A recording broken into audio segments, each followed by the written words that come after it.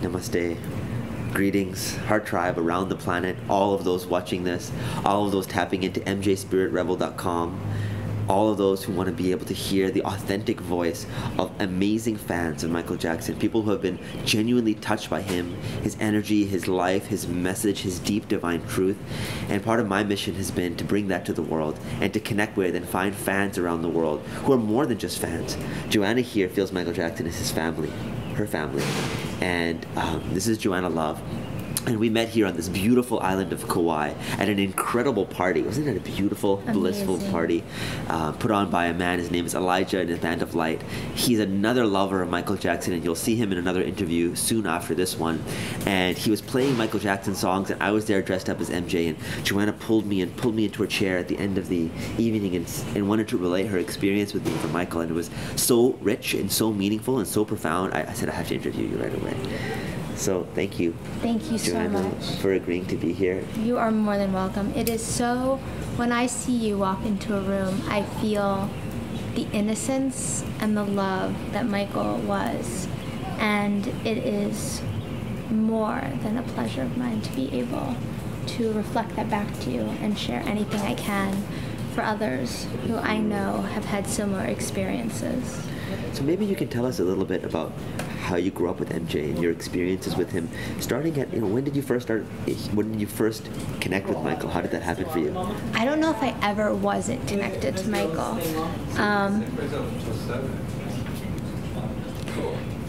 My uncle gave me the beta version of Motown 25, Yesterday, Today, and Forever.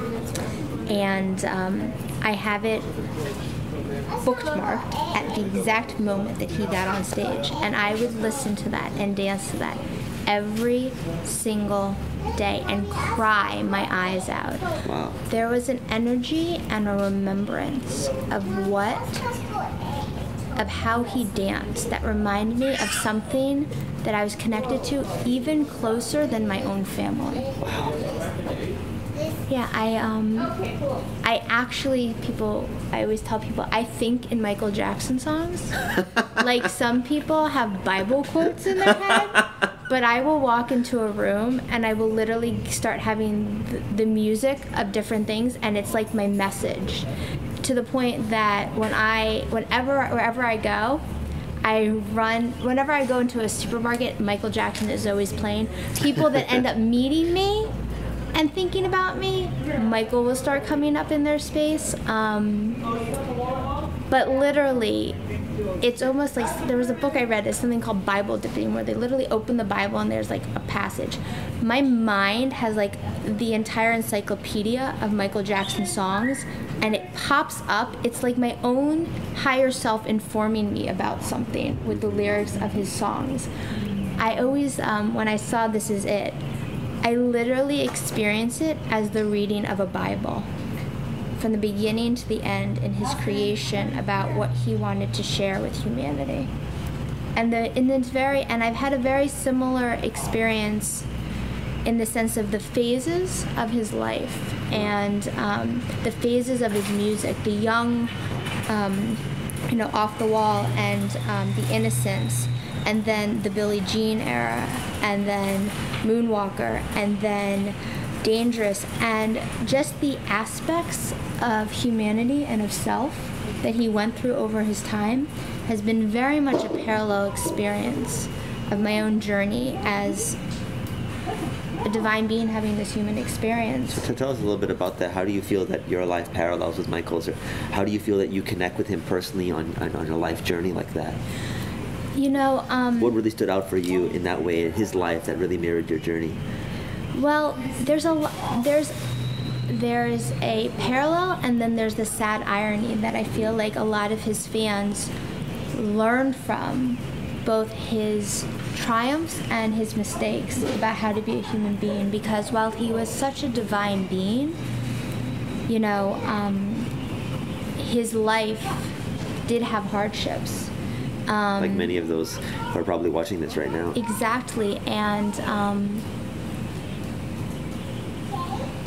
where I feel like I have told my mom this story ever since I was born, that I decided, I know it consciously, that I decided I would not be born until Michael Jackson moonwalked. I know it. I know it beyond. It was like some gates of humanity opened and possibility came through, and then my soul was like, okay, not that it's not unsafe, but like it's time. It's showtime. It was almost like that opened the gates for souls to come in that were ready for a world that was ready for that.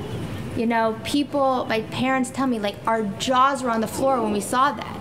And I was like, we were just waiting for you guys to be able to take that, for us to come in. Mm-hmm. So, I think the young innocence that he had when he was younger, which you can see in a lot of the videos, it's almost like there's a linear time that's parallel, but there's also a circular aspect of it. Through different parts of my life, like now, I feel like I'm capturing a lot more of the Rock With You video right now. And when I was really going through my expressing my sexuality and figuring that, I had like Dirty Diana. And I actually listened to it to tune into my own sexuality and experience it. So his energies almost helped me tune into different aspects of my own energy and learn it, incorporate it, and live with it in a much more divine way. So let's talk about that for a second, because one of my chapters in this book is about empathy. Again, how Michael Jackson was what we call an empath at the highest level, which means that at a very young age, he could actually feel the emotions that were way beyond him. Like when he sang Ain't No Sunshine at 9 or 10 years old, and he was singing it with the emotional sophistication and maturity of someone who had been through those experiences. And he could embody them and imbibe them and transmit them. And one of the most powerful things about Michael is that when he sang, he rippled a current of emotionality through the audience that gave them permission to express. Maybe you can speak about that for a second. Yeah, I actually, when I dance, I don't consider myself an artist, but I let that music dance through my body, and I feel like an artist. I feel like through my body and through the frequency of love or hate or anger or frustration that's in his music, I get to experience it in my body, and it's almost like the symphony of emotion that I get to experience all forms of myself through his music. Exactly. You know, some people like go to church and they need to hear that sermon and they need to hear something. I just need to like dance with him, and I feel all of that. Wow, I completely relate to that. And that's been one of my experiences with Michael. Is I have permission to cry when I listen to Man in the Mirror, like deeply cry, and hear it and hear that message, and it touches me at such a deep level that I can cry and move through powerful experiences listening to his music. You know, when he sang "Heal the World," and he sang it at the Super Bowl, and it affected the whole world when he sang it in front of hundreds of millions of people. And the song he chose to sing was "Heal the World." And everybody held up their little like paper, and they had all the children that looked around or something. Yeah. Heal the world, we live it, save it for our children. Yeah. Right? And so that's another one of those motifs. They used to call Michael Jackson the last of the innocents. And they called him that because if you look at him in any one of his interviews, he seems like a little child. Like, honestly, like a little child. He is so childlike, so pure, so loving. And when you see him on stage, it's hard to reconcile those two. You see that the innocence of that child, and you see that explosive, dynamic, fiery, energetic personality. How do you feel those two reconcile?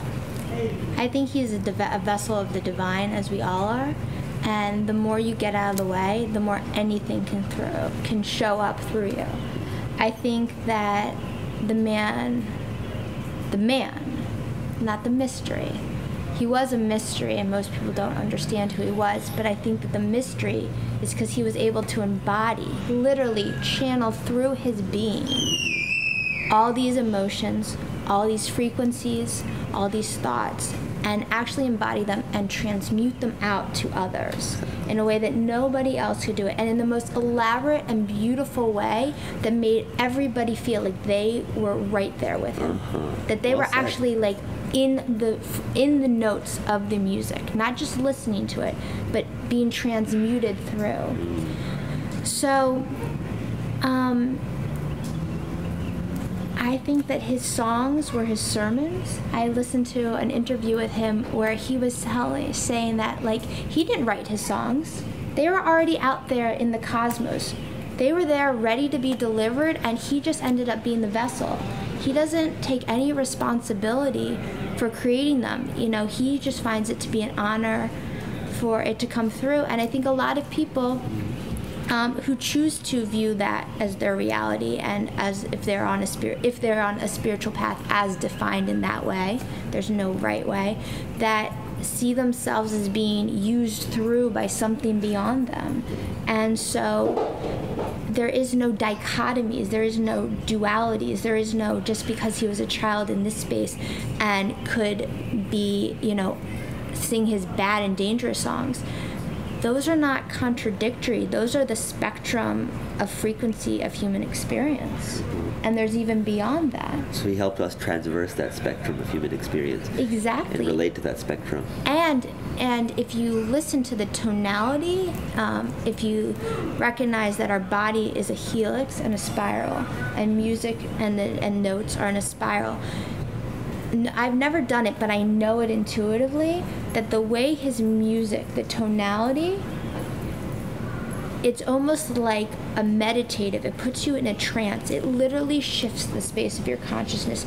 And if you've ever seen any videos of him work, he is so exact on the precise notes. Yes. And it's just that he embodies it, but he uses almost music as medicine. He uses music as healing. Medicine. Beautifully said.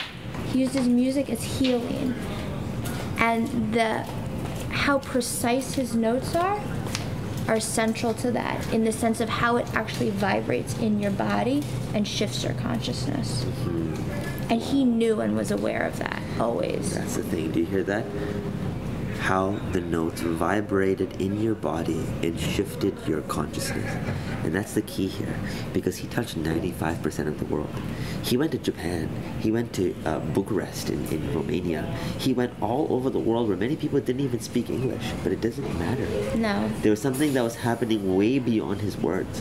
And the words were just an access vehicle for his consciousness to transmit through and touch these people's lives. Yep. In such a deep way. And was one chapter in the book where we talk about the catalyzation of the pain body. Because, you know, Eckhart Tolle speaks of the pain body in his book, The New Earth, which is a globally phenomenal book, sold hundreds of millions of copies, and he says each one of us carry around this body of pain that we access. And Michael helped, through his empathy and his emotion, access that pain body and catalyze huge release. Completely. And going off of that, you know,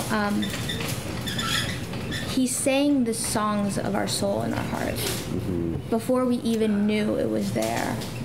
You know, he's way beyond his time and before. You do? Yeah. Okay. We got Brandon. Okay. Oh. Okay. That's what it is. That's what it is. It's all again. So this is how organic life goes. We're in the middle of this beautiful interview. We're sitting outside an amazing place in Kauai called Papayas, having a fantastic conversation, but at this point, the chairs have to be stacked up and we have to leave the premises if you can hear the chairs rolling in the background. But this is not the end. We've just gotten a little taste of the interview over here, and we're going to have much more from Joanna, because she's a soul that's deeply connected to Michael, understands him at a level where most people can't even communicate. So it's a rare opportunity and a blessing to have you here, Joanna, and to be able to speak your truth like this and honor a man that's touched your life, and allow others around the world who maybe may feel this but may not be able to articulate it, who may be able to feel, wow, I was really emotionally affected, but I don't know what was really happening. That so much was happening and I felt him and I loved him, but what was really occurring, or how did this really happen? And the whole point of this is to give context and framework and perspective to that whole journey, and to illumine the truth of this man, and to allow the truth of his work to be shown to the people around the world. So thank you so much for being here and for transmitting your truth and for sharing a little piece of your experience. Lastly, maybe you can tell us what happened when he passed away for you. When Michael passed, I felt like a part of God died. There was a part of me that I really deeply knew what his mission was, and I screamed. I screamed, and I was in mourning. I screamed to the point that I set off the alarm system in my home. And I felt such a sense of responsibility to embody what he was and the messages that were to come forth through him, and to continue his legacy as a knowledge, as a wisdom, as a frequency. And I dance my life in honor of Michael. I really do. Thank you so much. I feel the same way when he passed. I can't describe it, but no need to now. You'll hear much more from me. Thank you, Joanna. Much love to you. Much blessings for being here. Heart Tribe, we love you. And we'll see you all very shortly for more interviews with many more of his fans.